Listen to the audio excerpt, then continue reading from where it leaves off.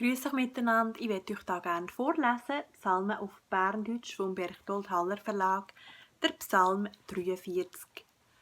Bist du Gott, mein Richter, führ du meine Sache gegen das lieblose Volk. Rett du mich vor den hinterlistigen und verdrehten Leuten. Du bist der Gott, wo mir Scherme gibt. Warum hast du mich fallen? Warum muss ich traurig meinen Weg gehen, wenn der Find mich so plagt? Schick doch dein Licht und die Treue, die sollen mich leiten.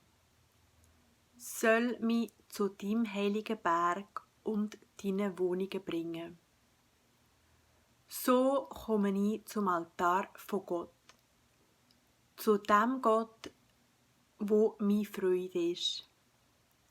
Dann kann ich dir mit den Zittern jubeln und danken. Gott, du, mein Gott. Warum hast du so aufgelöst, mein Herz?